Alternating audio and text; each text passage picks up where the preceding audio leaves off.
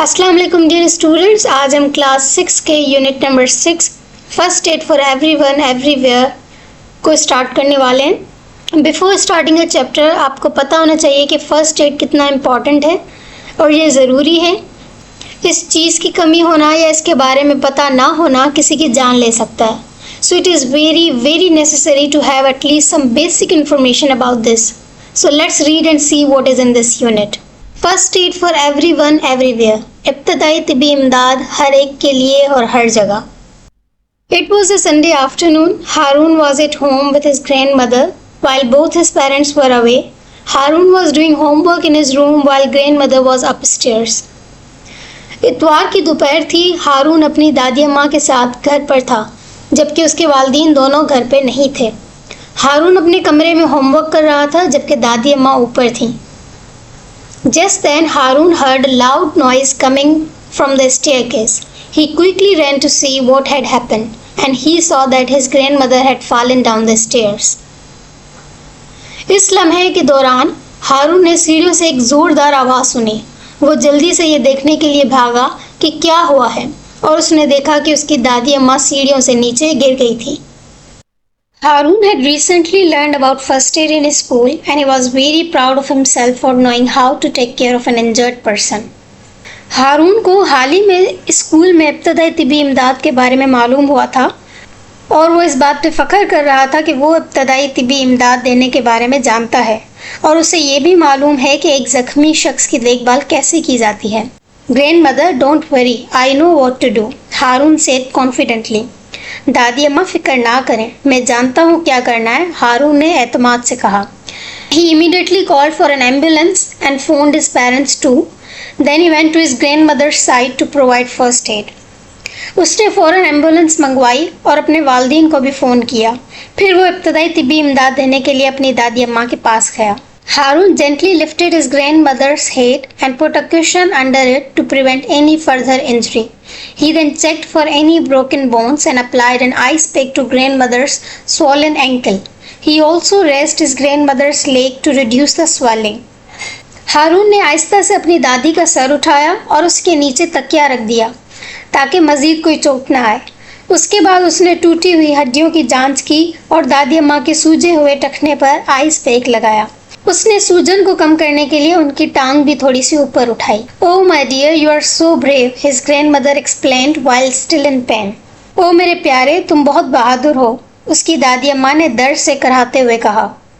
Haroon stayed calm and kept his company until the ambulance arrived. Paramedics were amazed to see how well Harun had taken care of his grandmother. Grandmother was taken to hospital. Harun's parents also arrived there. The doctors told them that their son's quick thinking and knowledge of first aid had saved his grandmother from further injury. Grandmother had a fracture in the right leg. The doctors applied a bandage to her broken leg. She was soon on the road to recovery. हारून खामोश रहा और ambulance के आने तक उनके साथ रहा। Paramedic से देखकर हैरान रह गए कि हारून ने अपनी दादी अम्मा की कितनी अच्छी देखभाल की है। दादी अम्मा को अस्पताल ले जाया गया। हारून के वालिदैन भी वहां पहुंच गए। डॉक्टरों ने उन्हें बताया कि उनके बेटे की फौरी इब्तदाई तिब्बी इमदाद के इल्म ने उसकी दादी अम्मा को मज़ीद चोट से बचा लिया है। दादी अम्मा की दाएं टांग में फ्रैक्चर था। डॉक्टरों ने उनकी टूटी हुई टांग पर पट्टी बांधी। वो जल्दी सेहतियाब हो गई।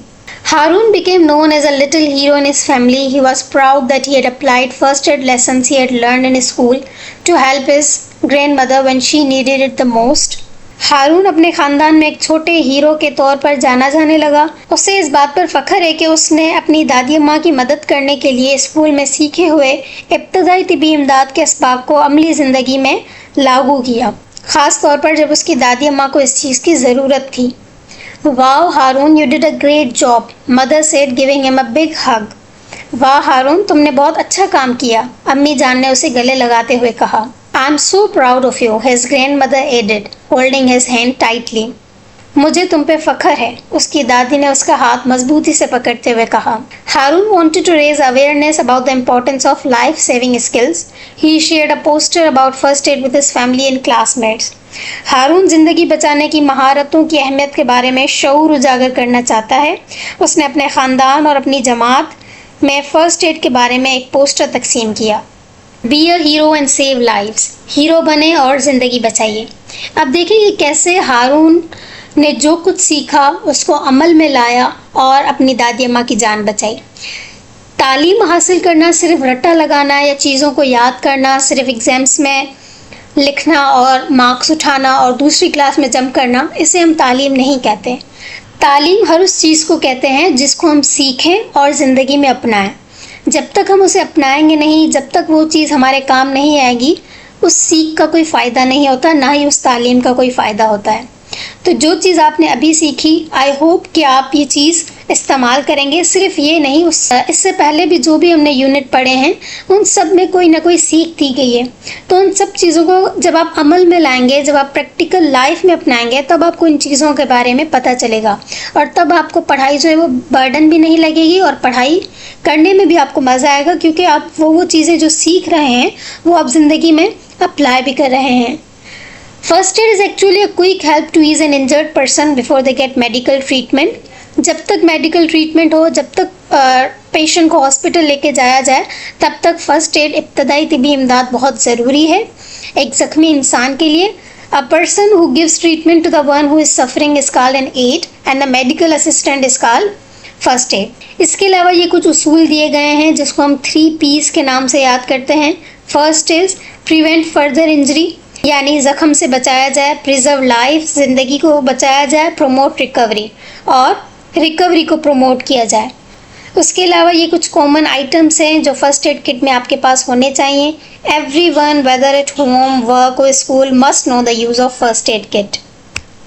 First aid for cuts and injuries, हमारे डेली लाइफ में हमें कुछ आम से कट लग जाते हैं, इंजरीज लग जाती हैं। अगर उन्हें सही से ट्रीट ना किया जाए तो वो भी बड़े से बड़ी बीमारी काज कर सकते हैं। तो उनको हम क्या कर सकते हैं? The first step is wash the wound. जो भी आपको ज़ख्म लगा है, जो भी आपको चोट लगी है, पहले उसको अच्छे साफ पानी से धो लें। प्रेस द वूंड, फिर अगर वो खून बह रहा है, अगर आपके हाथ से या पाँव से या कहीं भी चोट लगी है, अगर खून बह रहा है तो आप उसको दबाएं, प्रेशर अप्लाई करें ताकि ब्लीडिंग वगैरह बंद हो जाए, खून जो बह रहा है वो बंद हो जाए। Third step is the same, stop bleeding. Bleeding बंद हो जानी चाहिए। अगर आपको हाथ में चोट लगे तो हाथ को हार्ट लेवल से ऊपर लेके जाएं ताकि ब्लीडिंग बंद हो। The fourth step is clean the wound, फिर उस जख्म को साफ कर लें। अप्लाई एंटीबायोटिक, कोई क्रीम वगैरह अप्लाई कर लें and then cover the wound. ये लाजमी स्टेप है कि आप जख्म को, चोट को कवर कर लें बैंडेज के साथ, साफ कपड़े के साथ, ताकि कोई बैक्टीरिया वगैरह इन ना हो सके। जब हम ऐसे ही ज़ख्म को छोड़ देते हैं तो वो कट से, स्किन से बैक्टीरिया, वायरसेस, जो भी पैरासाइट्स हैं उनको मौका मिल जाता है कि वो आपकी बॉडी में एंटर हो सकें। तो प्लीज़ जब भी आपको वूंड वगैरह लगे तो उसकी सफाई करके, एंटीबायोटिक अप्लाई करके आप उसको अच्छे कपड़े के साथ, बैंडेज के साथ बंद कर सकते हैं। So this was all about this chapter. I hope कि आप सबको समझ आया होगा। Thank you so much everyone for listening.